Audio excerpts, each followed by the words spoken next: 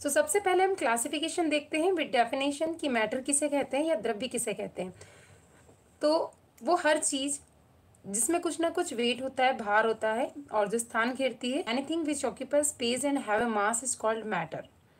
द्रव अलग होता है और द्रव्य अलग होता है, इंग्लिश में से कहते हैं मैटर। यानी anything which occupy space and have a mass is called matter. ये डेफिनेशन होती है। तो अगर डेफिनेशन दी है तो ऑप्शंस में पूछा जा सकता है कि इट इज नॉन एज, तब आपको करेक्ट करना है यहाँ पर मैटर या द्रव्य आपको टिक करना है। तो क्वेश्चंस के ऑप्शन इसी टाइप से रहेंगे कुछ। और डेफिनेशन हमेशा यही सेम रहेगी कि कोई भी वो वस्तु जिसमें कुछ ना कुछ भार उपस्थित हो और वो अगर स्थान घेरती है तो उसे क्या कहा जाता है। उसके बाद इसका क्लासिफिकेशन देखेंगे हम कि क्लासिफिकेशन क्या है। तो देखिए ये क्लासिफिकेशन का मैंने एक चार्ट फ्लो किया है। तो यूनिवर्स है, यूनिवर्स को क्लासिफाई किया गया है यहाँ पर 3 पार्ट्स में। कौन कौन से पार्ट है? सबसे पहले देखिए मैटर है, उसके बाद एनर्जी और फिजिकल क्लासिफिकेशन। जो मैटर है उसे अगेन फिर यहाँ पर 2 पार्ट्स के अंदर डिवाइड किया गया है, फिजिकल और केमिकल। तो एक एक को हम डेफिनेशन विथ एग्जांपल्स देखेंगे कि क्या होता है। तो फिजिकल क्लासिफिकेशन क्या होता है और केमिकल क्लासिफिकेशन क्या होता है ये भी हम देखेंगे।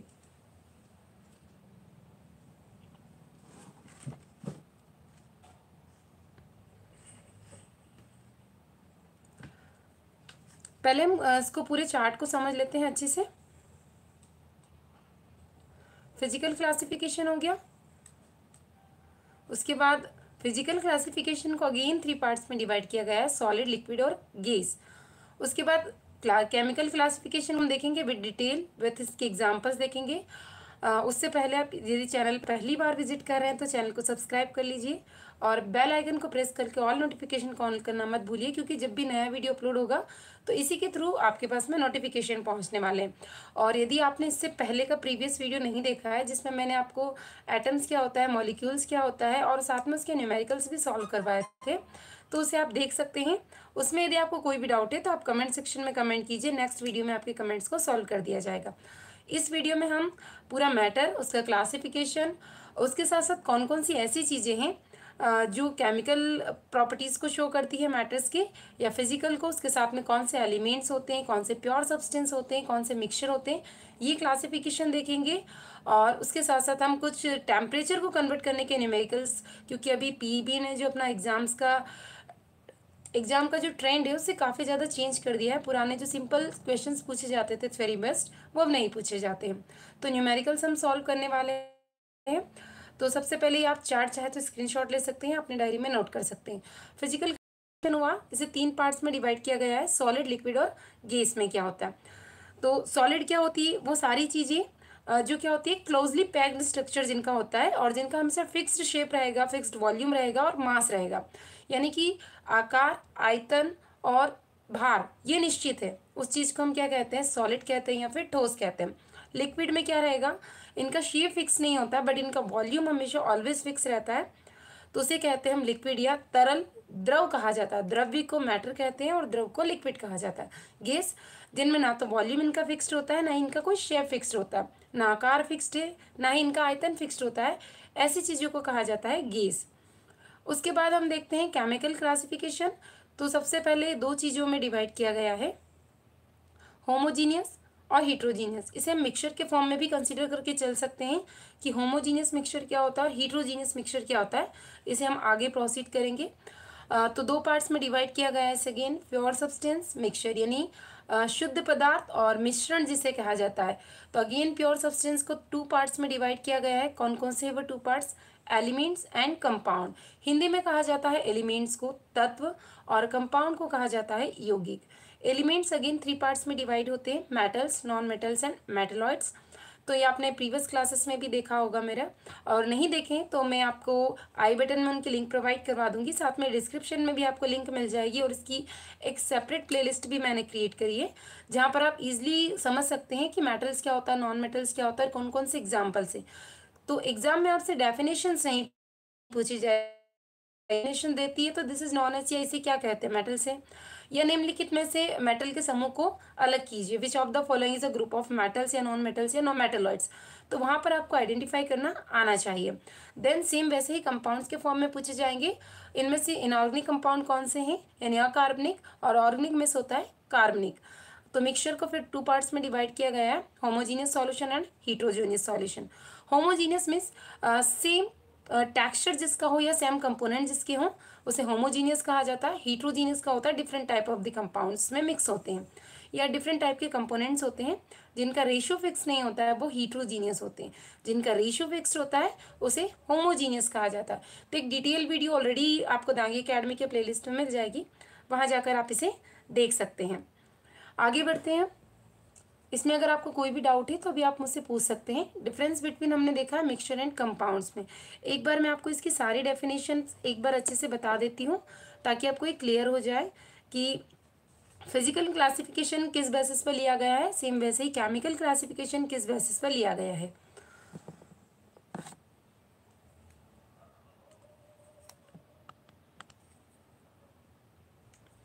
तो देखिए यहाँ पर हम देख लेते हैं केमिकल क्लासिफिकेशन और फिजिकल क्लासिफिकेशन।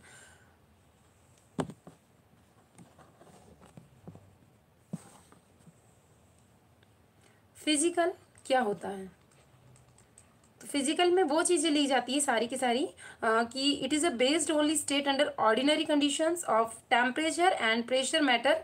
ये तीनों चीज़ें टेम्परेचर, प्रेशर और उसके साथ साथ में उसकी फिजिकल स्टेट को कंसिडर किया जाता है। जैसा कि अभी हमने देखा सॉलिड, लिक्विड और गैस, 3 पार्ट्स में इसको डिवाइड किया गया है।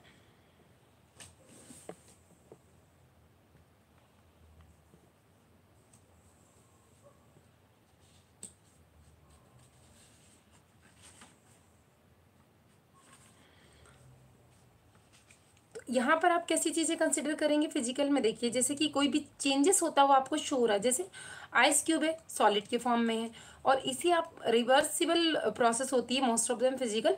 इसे आप लिक्विड यानी वाटर के फॉर्म में कन्वर्ट कर सकते हैं।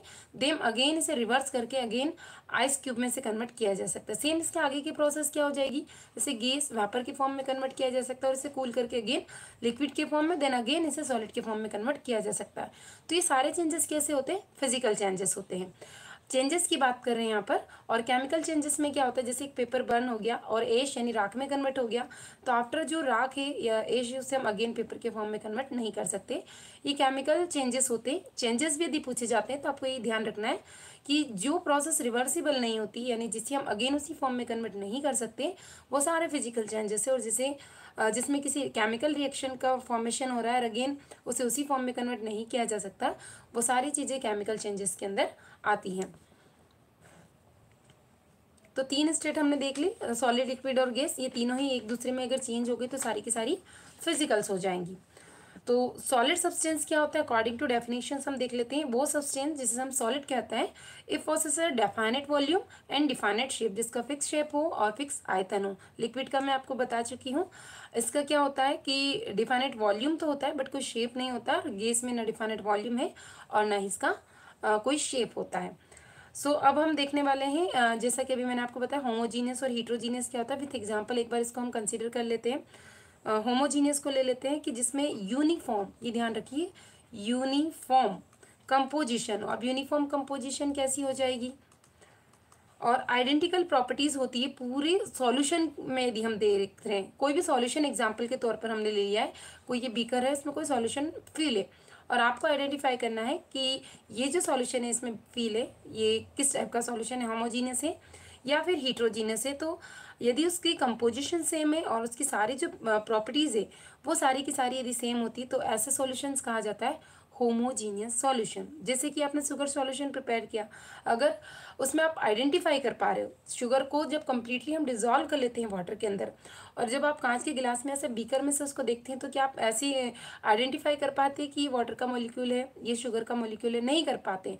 तो इसकी जो थ्रू आउट द सॉल्यूशन है पूरी प्रॉपर्टीज़ या पूरी कंपोजिशन एक जैसी हो जाती है, तो ये सॉल्यूशन कहलाता है होमोजेनियस।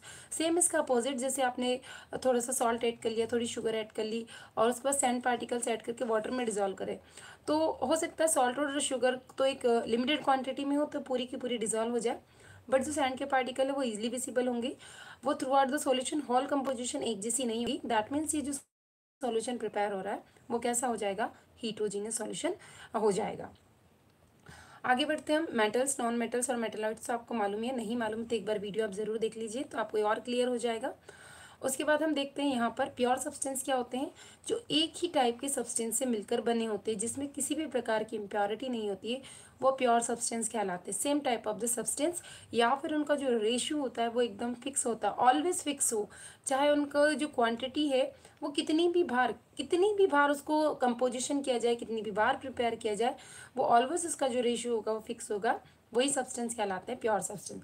प्योर सब्सटेंस में हमने ले लिया जैसे कि एलिमेंट ले लिया।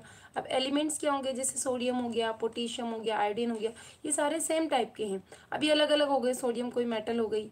नॉन मेटल्स में आप काफ़ी सारे एग्जांपल्स पीरियोडिक टेबल में से ले सकते हैं और मेटलॉइड्स में भी ले सकते हैं। ये सारे कैसे हैं, same type of the substance होते हैं, एक ही प्रकार के पदार्थों से मिलकर बने होते हैं। इन चीज़ों को कहा जाता है शुद्ध पदार्थ। और उसमें दो पार्ट्स हैं, तत्व है और कंपाउंड है। तत्व में हमने धातु, अधातु और उपधातु ले ली है। अब लेते हैं कंपाउंड्स। कंपाउंड मतलब कि यौगिक। अब ये दो टाइप के होंगे, इनऑर्गेनिक और ऑर्गेनिक। इसको हम इतना ज़्यादा डिटेल्स में नहीं पूछा जाएगा, सिर्फ ऑब्जेक्टिव्स के फॉर्म में पूछा जाएगा। तो अभी कैसे हो गया, जैसे कि कोई भी कंपाउंड ले लिया, जिससे उसका रेशियो क्या होना चाहिए, ऑलवेज फिक्स होना चाहिए हमेशा। तो एलिमेंट्स क्या कहा जाता है, एलिमेंट एक टाइप का एक प्योर सब्सटेंस होता है that contain only one kind of the particles, एक ही प्रकार के। अब ये कैसे हो सकते हैं, इट में भी एटम्स भी हो सकते हैं और मॉलिक्यूल्स भी हो सकते हैं। तत्व भी अणु भी हो सकते हैं और परमाणु भी हो सकते हैं। और अणु और परमाणु में प्रीवियस वीडियो में आपको पूरा कंप्लीट बता चुकी हूँ।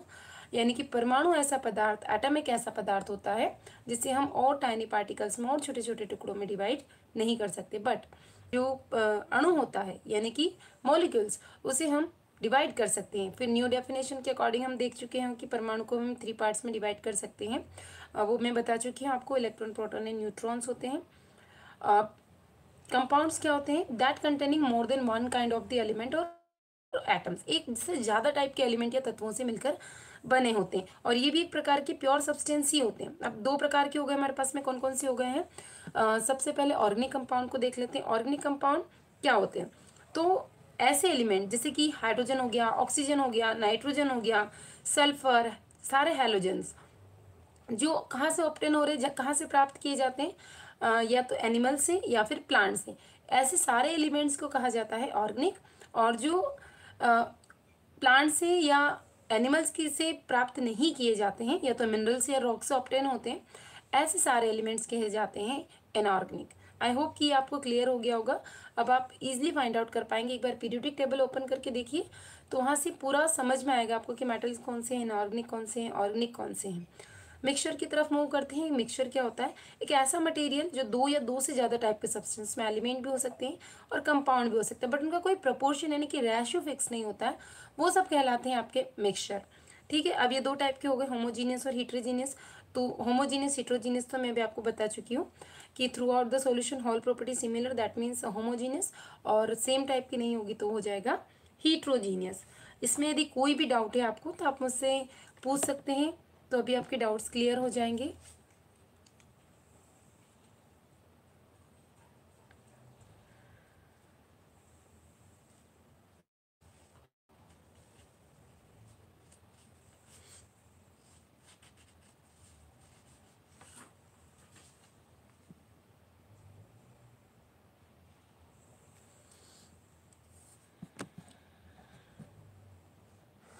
कैमरा ऑफ कर देते हैं क्योंकि काफ़ी ज़्यादा ब्लर क्वालिटी इसकी शो हो रही है।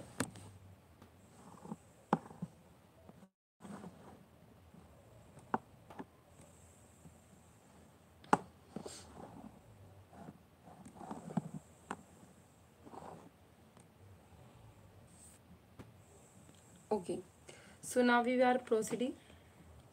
ओके, आगे कंटिन्यू करते हैं। अब हम ये एक बार अब हम इसमें देख लेते हैं मिक्सचर और कंपाउंड में क्या क्या डिफरेंस होता है। क्योंकि डेफिनेशन नहीं पूछा जाएगा आपसे, ऐसा आंसर नहीं पूछा जाएगा, लेकिन ये पूछा जा सकता है कि निम्नलिखित में से कौन सा मिक्सचर या मिक्सचर और कंपाउंड, मिश्रण और यौगिक में क्या अंतर होता है। तो ये अब कैसे करेंगे आप, ये जो है ये देखिए, द कॉन्स्टेंट में be present in any ratio, किसी भी रेशियो में हो, किसी भी अनुपात में। मैं हिंदी मीडियम वालों को भी हिंदी में ट्रांसलेट करके बता रही हूँ, तो आप यहाँ से देख लीजिए, किसी भी प्रपोर्शन में हो, किसी भी रेशियो में हो, तो उसे क्या कहते हैं, मिश्रण। लेकिन कंपाउंड का क्या डिफाइनेट रेशियो होता है। अब कैसे होता है हम एग्जांपल देखेंगे। जैसे रेत का मिक्सचर है, उसमें और चीज़ें भी आप डाल दो, कोई फिक्स नहीं है। यानी आप एक मग्गा रेत लीजिए, 1 किलो रेत लीजिए, हर जगह के अलग अलग उसमें जो पार्टिकल्स हैं उनका कोई फिक्स प्रोपोर्शन नहीं है। लेकिन जैसे कि हमने कंपाउंड H2O लिया, वाटर के मॉलिक्यूल्स हैं ये, तो ऑलवेज जब भी H2O का फॉर्मेशन करेंगे तो इसका रेशियो 1:8 ही होगा। चाहे आप 1 लीटर पानी बनाओ, 1000 लीटर बनाओ, इंडिया में वाटर का फॉर्मेशन करो, अमेरिका में करो, मतलब सैंपल कहीं का भी ले लो आप, तो हर बार H2O ही फॉर्मूला मिलेगा। ऐसा नहीं कि कभी H2O मिल गया, कभी HO मिल गया, कभी H2O2 मिल गया, ऐसा कभी नहीं होगा। तो उसका जब प्रोपोर्शन निकालेंगे, प्रोपोर्शन कैसे निकाला गया है, जो ऑक्सीजन होता है इसका, ऑक्सीजन कितना लिया गया, हाइड्रोजन कितना लिया गया, उसके अकॉर्डिंग इसका प्रोपोर्शन निकाला जाता है। अब इसका कितना है, इसका एटॉमिक मास कितना है 16, और 1 इसका होता है 1, और 1 हो जाएगा, क्योंकि 2 हाइड्रोजन है तो 2 आएगा, डिवाइड कीजिए 1/8, यानी 1:2 1:8 रेशियो आया। तो ऑलवेज इसका प्रोपोर्शन रेशियो यही रहेगा, चाहे कहीं का भी वाटर मॉलिक्यूल लो, तो ये कंपाउंड हो जाएगा। मिक्सचर में क्या होती है कि वो सारे कॉन्स्टिट्यूएंट की प्रॉपर्टी को शो करता है कि इसके अंदर क्या क्या मिला हो, जबकि कंपाउंड कभी भी शो नहीं करता है। जैसे आपने वाटर का सैंपल लिया, तो क्या आप इसमें डिफाइन कर पा रहे हो कि ये हाइड्रोजन का मॉलिक्यूल है और ये ऑक्सीजन का मॉलिक्यूल है, एटम है? नहीं डिफाइनेट कर सकते, नहीं डिवाइड कर सकते, इसीलिए कंपाउंड है। तो जो कॉन्स्टिट्यूएंट होते हैं मिक्सचर के, उसे हम किसी भी भौतिक विधि के द्वारा, फिजिकल मेथड के द्वारा इसे अलग अलग कर सकते हैं। जैसे छानना हुआ, उबालना हुआ, ऐसी चीज़ों से हम इजीली इसे अलग कर सकते हैं। जबकि कंपाउंड को किसी भी फिजिकल प्रोसेस से अलग नहीं कर सकते, केमिकल मेथड इसमें जरूर लगानी पड़ेगी इसको सेपरेट करने के लिए। मिक्सचर जो होता है वो होमोजीनियस हेट्रोजीनियस हो सकता है, बट कंपाउंड हमेशा होमोजीनियस। अब होमोजीनियस और हेट्रोजीनियस को हिंदी में क्या कहा जाता है, होमोजीनियस को कहा जाता है सामांगी और हेट्रोजीनियस को कहा जाता है विषमांगी। कोई भी डाउट है आप कमेंट सेक्शन में कमेंट कर दीजिए, मैं अभी आपके डाउट्स को सॉल्व करने की कोशिश करूंगी।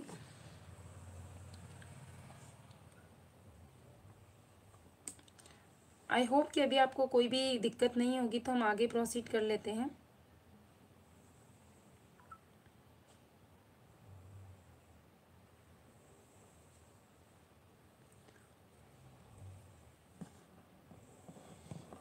ओके, अब हम देखते हैं कि जो प्योर सब्सटेंस होते हैं, ये मैंने डेफिनेशंस लिख दी है, बता चुकी हूँ मैं आपको। अब हम कुछ कुछ क्वेश्चंस ले लेते हैं कि अभी आपको कितना समझ में आया, ताकि ये क्लियर हो सके।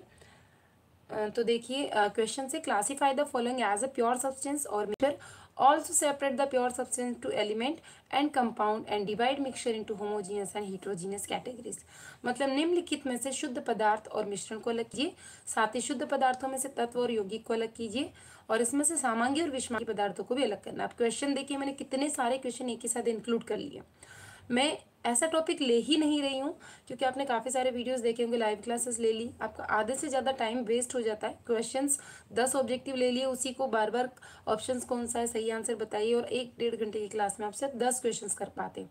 अब आप मेरा लेक्चर देखिए, इसमें मैंने आपको कितने सारे इधर ऑब्जेक्टिव फाइंड आउट करेंगे तो वो भी इंक्लूड कर लिए हैं, जो मैं आपको ऑरली बताती जा रही हूँ। तो आप वीडियो को दोबारा देख लीजिए, कॉपी में नोट करते जाइए, अपने हाथों से नोट्स बनाइए, वो ज़्यादा अच्छे से लर्न होगा।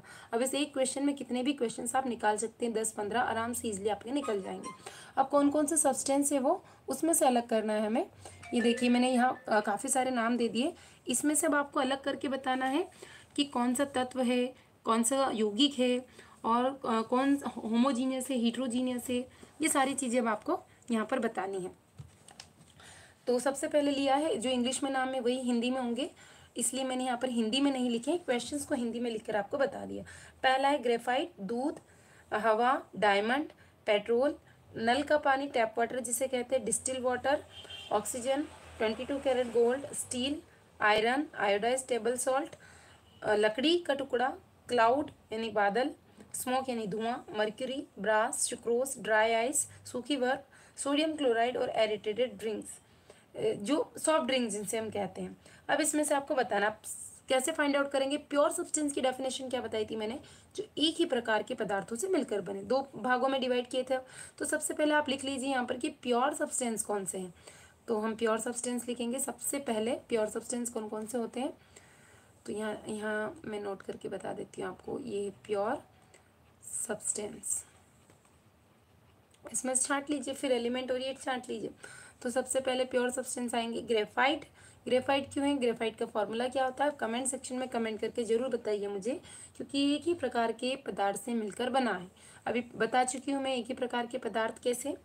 उसके बाद होता है डायमंड। ये सारे डायमंड और ग्रेफाइट क्या है, एलोट्रोप ऑफ कार्बन, कार्बन की अपरूप है। एक क्वेश्चन ये बना आपका कि निम्नलिखित में से कार्बन की अपरूप बताइए, एलोट्रोप ऑफ कार्बन बताइए, ऑप्शंस कुछ भी दे देंगे। ये दो ऑप्शंस माइंड में ध्यान रख लीजिए। इसके अलावा एक और नया है बल्क मिस्टर फ्लूरिन, ये भी आपको ध्यान रखना है। इसके अलावा कोई भी एलोट्रोप ऑफ कार्बन नहीं होता। तीन चीज़ें रख लीजिए। उसके बाद ऑप्शंस में कुछ भी रहे उसे रॉन्ग बताना है आपको। उसके बाद आता है डिस्टिल वाटर। डिस्टिल वाटर ये भी क्या है आपका प्योर सब्सटेंस है, डिस्टिल वाटर। उसके बाद आ जाता है ऑक्सीजन, फिर आता है iron, sodium chloride, mercury, sucrose, dry ice और सोडियम क्लोराइड। ये सारे होते हैं प्योर सब्सटेंस। और बाकी जितनी भी चीज़ें बची हैं ये सब आ जाएंगी मिक्सचर में। जितनी भी चीज़ें बची सारी की सारी मिक्सचर में। अब इसमें से मैं बता देती हूँ कि होमोजीनियस कौन सा है और हीट्रोजीनियस कौन सा है। ठीक है, तो होमोजीनियस हम देखते हैं। यहाँ पर होमोजीनियस हो जाएगा आपका दूध। दूध दूध में आप फाइंड आउट कीजिए कि कौन सा पार्टिकल किस का है। क्या समझ में आता है? आप पानी भी मिक्स कर देंगे तो क्या वहाँ से फाइंड आउट कर पाएंगे कि वाटर का पार्टिकल्स कौन सा है, मिल्क का पार्टिकल्स कौन सा? नहीं फाइंड आउट कर सकते, क्योंकि थ्रू आउट द सॉल्यूशन पूरी कंपोजिशन एक जैसी हो जाएगी। तो ये कैसा हो गया, होमोजीनियस हो गया। और उसके बाद जो ग्रेफाइड है ये तो एक प्रकार से एलिमेंट हो चुका है। यदि हम इसको मिक्सचर के फॉर्म में तो इसे कंसिडर करना नहीं है। उसके बाद अगेन एयर है। एयर भी क्या है, होमोजीनियस है। अब आपके आसपास हवा है, उसमें से आप फाइंड आउट कीजिए कि ऑक्सीजन का पार्टिकल है, ये हाइड्रोजन का पार्टिकल है, ये कार्बन डाइऑक्साइड है। हम इजिली फाइंड आउट नहीं कर सकते, इसीलिए एयर भी क्या है, एक प्रकार का होमोजीनियस। देखिए आपके ऑब्जेक्टिव्स इस प्रकार से निकल के आ रहे हैं। मैंने इसलिए आपका टाइम वेस्ट नहीं किया, क्योंकि यही क्वेश्चन अगर मैं करवाऊंगी तो पूरा वीडियो इसी में खत्म हो जाएगा कि निम्नलिखित में से होमोजीनियस बताइए, हीट्रोजीनियस बताइए। आप अपनी कॉपी में नोट करते जाइए। मैंने एक साथ में 8 से 10 ऑप्शंस आपको दे दिए। उसके बाद अगेन ये आ गया आपका पेट्रोल। पेट्रोल क्या हो जाएगा आपका, सॉरी डायमंड आ गया फोर्थ ऑप्शंस पे। यहाँ पे एयर मेरा छूट गया, आप चाहे तो इसको एक काम कीजिए, यहाँ पर एयर लिख लीजिए। एयर भी लिख लेते हैं। एयर क्या है, एक प्रकार का होमोजीनियस मिक्सचर है, ये मिक्सचर आएगा। उसके बाद डायमंड एक प्रकार का एलिमेंट हो गया। पेट्रोल, पेट्रोल क्या हो जाएगा, आइए जल्दी। पेट्रोल होमोजीनियस मिक्सचर है। इसमें आप कैसे पता लगाएंगे, क्योंकि पेट्रोल में भी आपको पता है कि कौन कौन सी चीज़ें इंक्लूड रहती है, क्या आप इसको इजीली फाइंड आउट कर सकते हैं, देखकर नहीं कर सकते। तो ये भी एक प्रकार का मिक्सचर हो जाएगा। उसके बाद आता है टैप वाटर। टैप वाटर भी होमोजीनियस मिक्सचर है, आप फाइंड आउट नहीं कर सकते। नेक्स्ट आ जाता है डिस्टिल वाटर। डिस्टिल वाटर क्या है, डिस्टिल वाटर जो है वो कंपाउंड है। कंपाउंड कैसे हुआ, ये मिक्सचर नहीं होगा, क्योंकि इसमें एक से ज़्यादा चीज़ें भले ही इंक्लूड है, लेकिन ये आप इसे इजीली फाइंड आउट नहीं कर सकते, इसलिए ये हो जाएगा कंपाउंड। यानी कि इसका जो रेशियो है वो ऑलवेज फिक्स्ड है। जिन चीज़ों का रेशियो फिक्स्ड होता है वो हमेशा कंपाउंड होंगी, जिनका रेशियो फिक्स नहीं वो मिक्सचर है। लेकिन जिसको आप इजीली देखकर फाइंड आउट कर पाओगे कि चीज़ें अलग अलग है वो हीट्रोजीनियस, जिसको नहीं कर सकते वो होमोजीनियस हो जाएगा। अगेन अब हम देखते हैं ऑक्सीजन। ऑक्सीजन क्या है, एक प्रकार का कंपाउंड है, क्योंकि क्या है इसमें O और O मिलकर बना है, तो दोनों सेम टाइप का। और ऑलवेज जो ऑक्सीजन है वो O2 ही रहेगा। यदि O3 हो गया तो ऑक्सीजन नहीं होगा, वो ओजोन हो जाएगा। और सिंगल भी आपका एलिमेंट रहेगा तो वो ऑक्सीजन का फॉर्मेशन नहीं होगा, O2 के फॉर्म में रहेगी ऑक्सीजन, इसलिए क्या हो जाएगा, कंपाउंड है। नेक्स्ट आता है आपका 20 कैरेट गोल्ड। ये मिक्सचर है बट होमोजीनियस मिक्सचर है। उसके बाद हमने लिया है यहाँ पर स्टील। स्टील भी होमोजीनियस मिक्सचर है। आयरन, ये चीज़ें आप इजीली फाइंड आउट कर पाएंगे। आयोडाइज टेबल सॉल्ट ये भी मिक्सचर है, लेकिन ये हीट्रोजीनियस मिक्सचर है। वुड मिक्सचर हो जाएगा हीट्रोजीनियस। क्लाउड ये हो जाएगा, क्लाउड का फॉर्मेशन हो रहा है तो ये कंपाउंड है। उसके बाद में smog heterogeneous mixture. Again mercury element. Brass जो होता है मिक्सचर होता है। कमेंट सेक्शन में आंसर करके बताइए कि ब्रास किन चीज़ों से मिलकर बना होता है। उसके बाद आता है सुक्रोज, हमने लिया है तो सुक्रोज हो जाएगा, कंपाउंड है, क्योंकि इसका रेशियो भी हमेशा फिक्स्ड है। सुक्रोज का जो फॉर्मूला है हमेशा वही फॉर्मूला रहेगा, चाहे आप इसको कितने भी अमाउंट में फॉर्मेशन कीजिए। उसके बाद आ जाता है ड्राई आइस, जो ये भी एक कंपाउंड है। सूखी बर्फ, इसका फॉर्मूला आपको कमेंट सेक्शन में करके बताना आंसर इसका क्या होगा।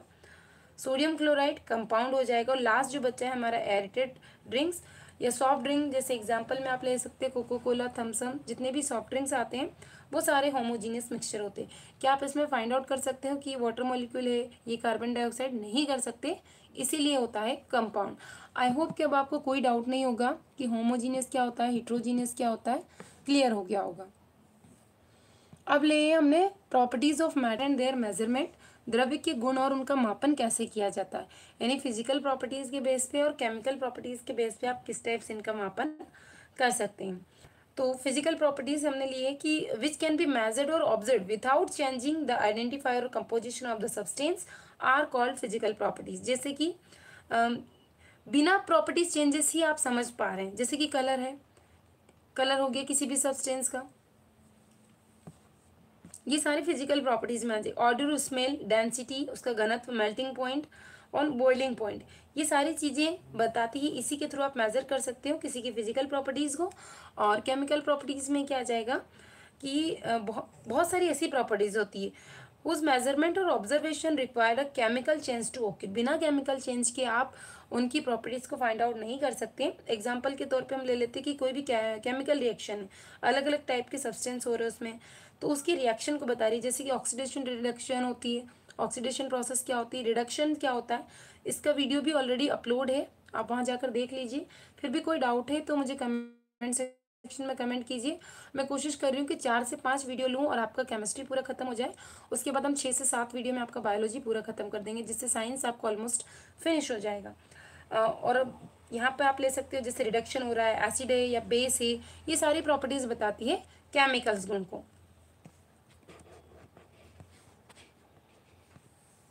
उसके बाद देखिए हमने यहाँ पर एक टेबल का फॉर्मेशन किया आपके लिए, जिसके थ्रू आप देख सकते हैं कि जैसे कि लेंथ है, इसका सिंबल पूछा जाता है। लास्ट ईयर के पेपर उठा के देख लीजिए आप, यहाँ पर सिंबल्स पूछे गए, साथ ही उनके यूनिट ऑफ सिंबल और यूनिट्स भी पूछी गई है, तो ध्यान रखिए। जैसे लेंथ सिंबल एल होता है और मीटर में मेजरमेंट करते हैं तो मीटर को हम शॉर्ट फॉर्म में एम लिखते हैं। मास यानी कि भार, उसका सिंबल होता है एम, और किलोग्राम में मेजरमेंट किया जाता है। ये सारी एसआई यूनिट से एसआई यूनिट पूछी जाती है। टाइम टी, सेकंड में मेजरमेंट किया जाता है, कभी भी मिनट में एसआई यूनिट में नहीं लिखना है, ऑप्शंस में ऐसे ही दिया जाएगा। एसआई यूनिट क्या है, टाइम की या समय की, तो घंटा यानी घंटे, हार्स, मिनट्स या सेकंड, तो सेकंड को ही आपको टिक करना है। इलेक्ट्रिक करंट आई एम्पियर में नापा जाता है, ए इसका सिंबल है। टेम्परेचर टी, और कैल्विन, कैल्विन के फॉर्म में ध्यान रखना, सेल्सियस नहीं लगाना है, एसआई यूनिट हमेशा कैल्विन होती है। अमाउंट ऑफ सब्सटेंस, किसी भी पदार्थ की मात्रा, एन या मोल्स में नापी जाती है, एमओएल इसका सिंबल है। ल्यूमिनियस इंटेंसिटी, तीव्रता जिसे हम कहते हैं, आईवी और कैंडेला में इसका मेजरमेंट किया जाता है। उसके अलावा कुछ सप्लीमेंट्री यूनिट है जैसे प्लेन एंगल और सॉलिड एंगल की, रेडियन और स्टीरेडियन। लास्ट ईयर के पेपर उठा के देखिए आप, एमपीटेट का भी देखिए, उसमें ये क्वेश्चन पूछा गया है एंगल्स वाला, रेडियन का। तो क्वेश्चंस भी कवर हो रहे हैं लास्ट ईयर के, ऑब्जेक्टिव भी कवर हो रहे हैं। अब यहाँ पर देखिए जैसे हमने नो लिए, अब नो के आप इजीली फाइंड आउट कीजिए, 10-12 तो ऑब्जेक्टिव्स आपके बन सकते हैं। स्क्रीनशॉट ले लीजिए इसका, ये बहुत ज़्यादा काम में आने वाली टेबल आपके। In daily use, the unit temperature is used as degrees Celsius, while in SI unit, Kelvin is the unit of temperature. ये ध्यान रखिए, जनरली हम रोजमर्रा की इसमें बोलते हैं कितने डिग्री सेल्सियस मेजरमेंट जो करते हैं,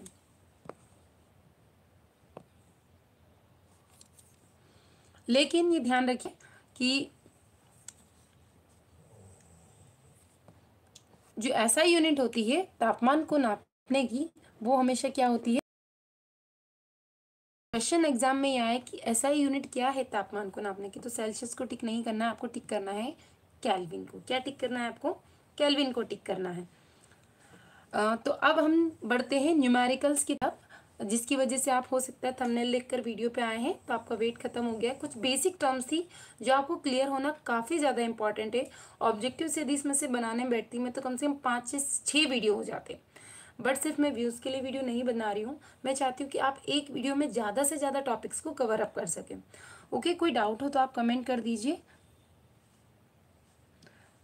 ओके, सो देखिए यहाँ पर मैंने बता दिया है केल्विन, ये केल्विन लिया है। केल्विन को कन्वर्जन हम कैसे करेंगे सेल्सियस में, और सेल्सियस से कन्वर्जन हम कैसे करेंगे केल्विन में, साथ ही हम फ़ारेनहाइट टू केल्विन और Kelvin to Fahrenheit and also Celsius में कन्वर्जन करना सीखेंगे। ये जो फार्मूला मैंने यहाँ पर दिखाया है इसको आप नोट कर लीजिए, बहुत ज़्यादा इंपॉर्टेंट फार्मूला है। केल्विन इज इक्वल्स टू क्या होता है, सेल्सियस प्लस 273। यानी यदि आपको केल्विन में कन्वर्ट करना है और कोई यूनिट दी हुई है सेल्सियस में, सेंटीग्रेड जिसे कहा जाता है इंग्लिश में, तो उसमें प्लस करना पड़ेगा आपको 273। अब यहाँ पर देखिए सेम वैसे ही है कि does a temperature of 27 degree Celsius in Kelvin scale, Kelvin में कन्वर्ट करना है तो क्या है, उसमें आपने 273.15 को प्लस कर दिया तो आपका कैल्विन में कन्वर्ट हो गया। आई होप कि आपको समझ में आ रहा होगा, सिर्फ 2 फार्मूले बताऊंगी और ईजिली कन्वर्जन हो जाएगा, तो आप कन्वर्ट करके जरूर देखिए, बहुत ज़्यादा इंपॉर्टेंट है। एक क्वेश्चन भी आ गया तो आप कुछ ही सेकेंड में इसको सॉल्व कर पाएंगे। एक टेबल दी है, आप इसका स्क्रीनशॉट ले लीजिए तो आपको बहुत ज़्यादा हेल्प करेगी। ये पूछा जा सकता है कि डेसी यानी डेसी का डेसी बराबर क्या होता है, या इसका सिंबल क्या होता है, डीए को क्या कहा जाता है, ऐसे पूछा जाएगा। डीए डे का होता है कि सेंटी होता है कि मिली होता है, और ये पूछा गया है नैनोमीटर इज इक्वल्स टू क्या होता है, तो 10⁻⁻⁹ ये ध्यान रखिए कितना होता है, 10 की घात के फॉर्म में बताना है आपको, नैनो में, माइक्रो में बताना है, मिली में बताना है, सेंटी में बताना है, योक्टो में बताना है, ये सारी चीज़ें आपको याद होना चाहिए। प्रीफिक्स हम यूज़ करते हैं, इनके सिंबल तो नहीं पूछे जाएंगे बट ये ऐसे पूछा जा सकता है कि 1 नैनोमीटर इज इक्वल्स टू कितना होता है, तो ये आपको ध्यान रखना है। स्क्रीनशॉट ले लीजिए इसका, बाद में आप अपनी डायरी में नोट कर लीजिए ताकि वीडियो ज़्यादा लंबा नहीं हो। उसके बाद देखिए मैंने एक और ये फ़ोटो लिया है, यहाँ पर कुछ डिराइव्ड ऐसा यूनिट्स है जो बहुत ज़्यादा most of important area mathematical reactions का लेंथ स्क्वायर को मेजरमेंट करने में दी जाती है, वॉल्यूम में लेंथ क्यूब, वेलोसिटी में क्या रहेगा, डिस्टेंस एंड टाइम। तो इसमें क्या पूछी जाएगी, इनकी ऐसा यूनिट पूछी जाएगी, क्या पूछा जाएगा, ऐसा यूनिट। एरिया की कैसा यूनिट क्या हो जाएगी, वॉल्यूम की क्या हो जाएगी, तो वॉल्यूम हमेशा क्यूब के फॉर्म में रहेगा। एरिया कैसे निकालते हैं आप, लेंथ इंटू ब्रेथ, ये ध्यान रखिए कैसे आया है, लेंथ इंटू ब्रेथ जब हमने किया है एल इंटू बी, इसीलिए क्या है मीटर स्क्वायर। वॉल्यूम में क्या हो जाता है, हाइट भी इंक्लूड हो जाती है, इसीलिए मीटर क्यूब आ गया। वेलोसिटी एमएस इनवर्स, ये सारी चीज़ें मैं पढ़ कर यहाँ पर टाइम वेस्ट नहीं कर रही हूँ आपका, आप स्क्रीनशॉट ले लीजिए, इनको लर्न कर लीजिए। इसमें से एक क्वेश्चन भी बन गया तो कुछ सेकंड का ही रहेगा, ज़्यादा से ज़्यादा क्वेश्चन रीड करा और आपको टिक करना रहेगा। ओके, अब हम कन्वर्जन देखने वाले हैं, न्यूमेरिकल्स हम देखते हैं। तो कुछ न्यूमेरिकल्स मैंने निकाले हैं आपके लिए, पहले हम सिंपल लेते हैं और सिंपल टू डिफ़िकल्टी की ओर हम बढ़ेंगे उसके बाद में। फॉर एग्जांपल मैंने आपको क्वेश्चंस दे दिए यहाँ पर कि 20 केल्विन, क्वेश्चन क्या ले रहे हैं, 20 केल्विन को आपको कन्वर्ट करना है सेंटीग्रेड में, सेल्सियस में, दोनों बता रही हूँ मैं क्योंकि हिंदी और इंग्लिश में डिफरेंस आ जाता है, सेल्सियस और सेंटीग्रेड। 20 केल्विन है, कन्वर्ट किस में करना है, इसके अंदर करना है। क्वेश्चन ऐसे ही आएगा, अगर इसमें बदलेंगे तो आंसर क्या होगा। अब सॉल्व कैसे करना है, मैंने अभी आपको क्या फॉर्मूला बताया, सिर्फ एक फॉर्मूला आपका काम हो जाएगा। केल्विन में जब भी कन्वर्ट करते हैं तो जो भी यूनिट दी हुई है उसमें आपको क्या प्लस करना है, आप कन्वर्जन किधर का भी फॉर्मूला एक ही याद रखिए, 273.15। आप कैसे ध्यान रखेंगे भाई, के जो है बड़ी यूनिट है और सी जो है छोटी है। अब सी को जब के की बराबरी करनी हो तो उसमें कुछ ना कुछ नंबर तो हमें प्लस करना ही पड़ेंगे, तभी उसकी बराबरी होगी। ऐसे ध्यान रख लीजिए, थोड़ा सा ट्रिकी हो जाएगा और एग्जाम तक आपके माइंड में भी ये चीज़ें रह जाएगी। तो हमने क्या करा, के क्योंकि बाद में आता है, अल्फ़ाबेटिकल देख रहे हैं हम, के बाद में आता है तो सी को उसकी बराबरी करनी है तो कितना नंबर प्लस करना पड़ेगा, 273.15। अब यहाँ पर कितना दिया है, कन्वर्जन अब उल्टा करना है आपको कि केल्विन से सेंटीग्रेड में कन्वर्ट करना है, पर फॉर्मूला एक ही लर्न करेंगे। मैथ्स आपने सॉल्व किया है, इधर से उधर ले जाते हैं, माइनस और प्लस के चेंजेस आ जाते हैं। अब कैसे करेंगे, देखिए के की जगह आपका जाएगा 20 इज इक्वल्स टू सी आपको फाइंड आउट करना है प्लस 273.15, सी यही रहेगा, ये उधर चला जाएगा, आंसर माइनस कीजिए आप, या फिर इसको ऐसे भी कर सकते हैं, कन्वर्जन आपको आता है इसलिए आप कर पाएंगे, ये यहीं रहेगा, माइनस का रहेगा, ये इधर जाएगा तो नेगेटिव हो जाएगा, तो देन आप माइनस कीजिए, कितना आएगा 273,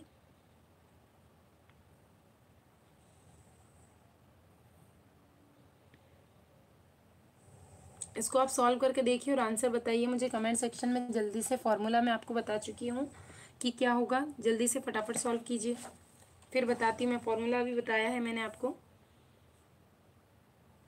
कि जब भी केल्विन को कन्वर्ट करना हो कैसे ध्यान रखेंगे, सेल्सियस में, तो क्या करना पड़ेगा, अभी इससे पहले भी फॉर्मूला बता चुकी हूँ मैं आपको, प्लस करना पड़ेगा। तो केल्विन हमको दिया हुआ है 20 यहाँ रख दिया, ये यहीं रहेगा, ये आ गया माइनस का, ठीक है। और ये ऑलरेडी प्लस का ही है क्योंकि हम 273 को इधर लेकर आए। अब माइनस करेंगे तो कितना आंसर आएगा, सेल्सियस इज इक्वल्स टू कितना आ गया, -253.15। ऐसे आपको सॉल्व करना है। नेक्स्ट क्वेश्चन करते हैं अब हम, थोड़ा सा इसका उल्टा करके करेंगे कि अगर आपको सेल्सियस में दिया है, सेंटीग्रेड में दिया है, तो आप केल्विन में कैसे कन्वर्ट करेंगे। देखिए क्वेश्चन ले रहे हैं हम 30 डिग्री, इसको कन्वर्ट करना है केल्विन में। फॉर्मूला क्या बताया, K is equals to Celsius plus 273.15। ये फॉर्मूला लर्न कर लो, आप बार बार लिखो, अभी प्रैक्टिस करो तो लर्न हो जाएगा।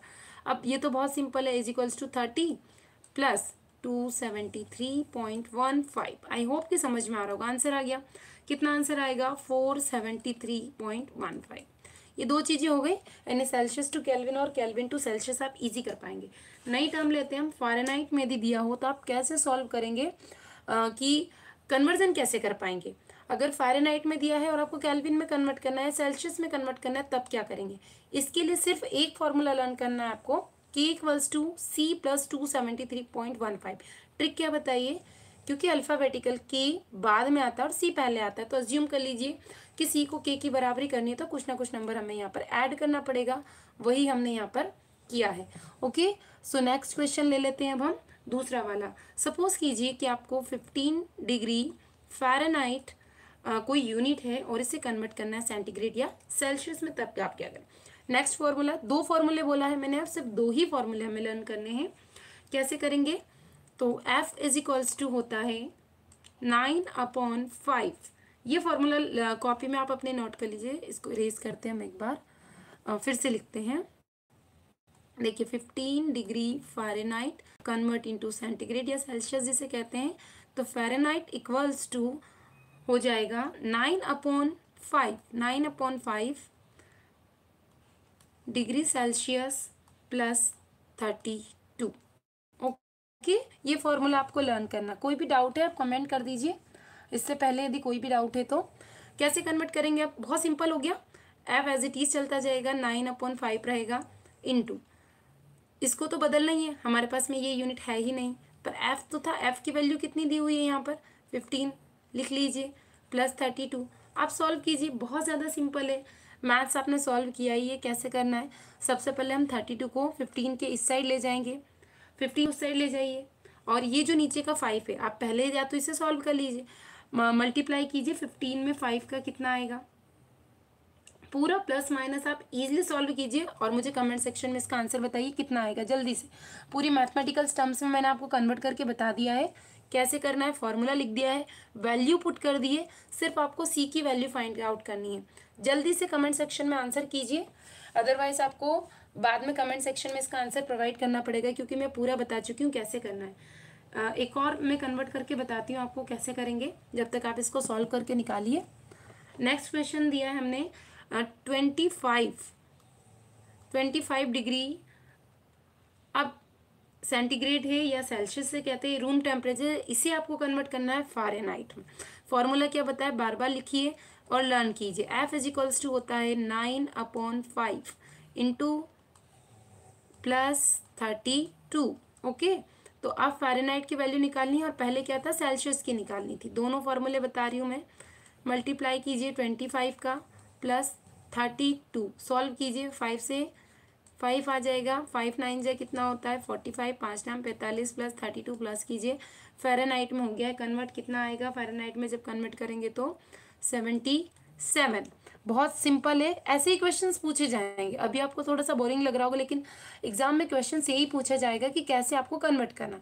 अब इसी का अपोजिट हो, फ़ारेनहाइट दिया और सेल्सियस में कन्वर्ट करना है तो आप इजीली कर सकते हैं, स्क्रीनशॉट लेना चाहे तो आप ले सकते हैं। ओके, नेक्स्ट क्वेश्चन दे रही हूँ मैं आपको कि अब इसे कैसे करना है आपको।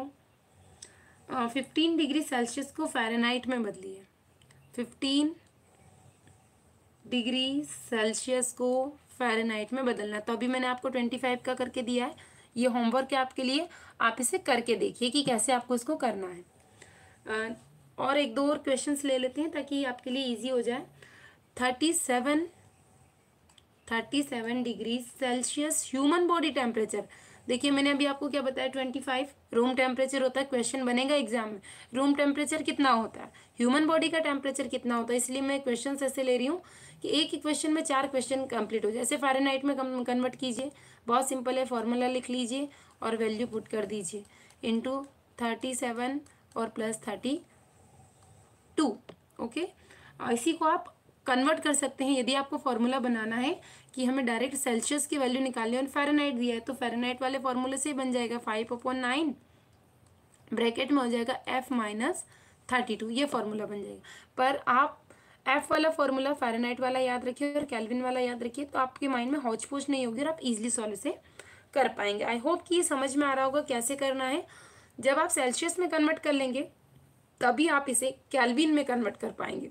यदि आपसे यहाँ पर दिया होता कि कोई भी एग्जाम्पल, अगर ये दिया होता है कि 10 फ़ारेनहाइट कन्वर्ट इनटू केल्विन, तो अब इसे आप कैसे करेंगे? सबसे पहले आपको इसे कन्वर्ट करना है सेल्सियस में, उसके बाद आप इसे कन्वर्ट कर पाएंगे केल्विन में। हम एक एग्जाम्पल ले लेते हैं छोटी सी वैल्यू से, ताकि आपको ये समझ में आ सके। जैसे हमने यहाँ पे ले लिया है 5 फ़ारेनहाइट है और इसे कन्वर्ट करना है आपको केल्विन में। किस में कन्वर्ट करना है? केल्विन में। तो फॉर्मूला क्या लिखा था? F इज इक्वल्स टू, क्या लिया था हमने, 9/5 इंटू C की वैल्यू होना चाहिए आपके पास में प्लस 32। इसके अलावा एक और फॉर्मूला मैंने क्या बताया, इसी को कन्वर्ट किया हमने, C is equals to 5/9 F-32। Okay, तो C की वैल्यू आपको निकालना है फ़ारेनहाइट में, लिख दीजिए 5/9 हो जाएगा और 5/32, इसे करिए सॉल्व। 32 में से 5 माइनस करेंगे तो कितना आ जाएगा? 27 आ जाएगा। तो 5 इंटू 9 इंटू 27, 9 से कट जाएगा 3 टाइम्स, 5 3 ज़ा 15, यानी C की वैल्यू कितनी आ गई है? 15। अब C को हम कैसे कन्वर्ट करते हैं, यहाँ हमने देखा था प्लस करना है 273, तो 273 आप 15 में प्लस कर दीजिए 0.15, तो कितना आ जाएगा? प्लस कीजिए और आंसर आपका सामने है, सिंपल है। यानी फ़ारेनहाइट को यदि केल्विन में कन्वर्ट करना है तो पहले आपको सेल्सियस सेंटीग्रेड में कन्वर्ट करना पड़ेगा, देन उसके बाद ही आप इसे कन्वर्ट कर पाएंगे, किस में कन्वर्ट कर पाएंगे? केल्विन में। बहुत सिंपल है, तीनों चारों चीज़ें मैंने आपको अलग अलग तरीके से समझा दी है। फिर भी कोई डाउट है तो आप पूछ सकते हैं मुझसे कि कैसे हम कन्वर्जन करेंगे। थोड़ा सा क्योंकि पीईबी ने एग्जाम का लेवल थोड़ा सा इंक्रीज कर दिया, ट्रेंड चेंज कर दिया, तो क्वेश्चन ऐसे ही पूछे जाएंगे। अब डेफिनेशन आपसे नहीं पूछी जाएगी यहाँ पर।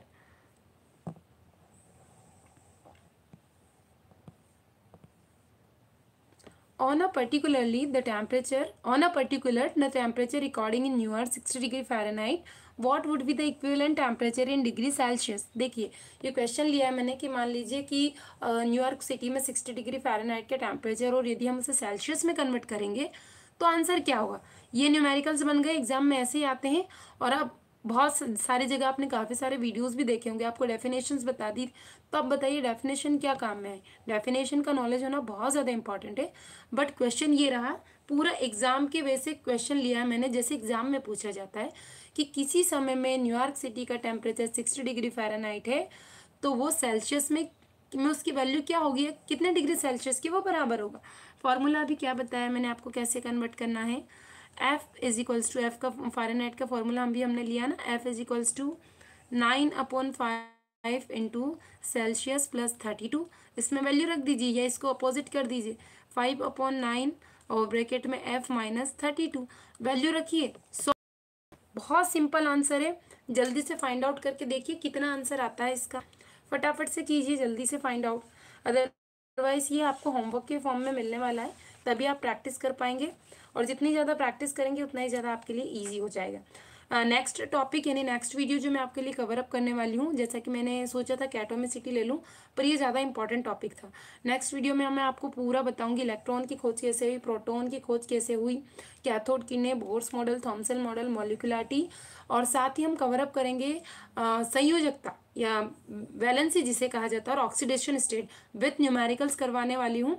तो टाइम डिसाइड कर लीजिए लाइव सेशन का कि बेस्ट टाइम क्या होगा आपके लिए, अदरवाइज मैं आपको रिकॉर्डेड क्लास ही प्रोवाइड करवाने की कोशिश करूँगी। जल्दी से इसको सॉल्व कीजिए, बहुत सिंपल है।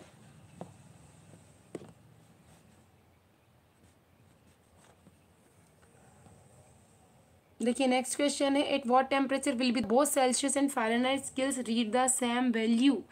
सबसे ज़्यादा इंपॉर्टेंट क्वेश्चन ये आ गया।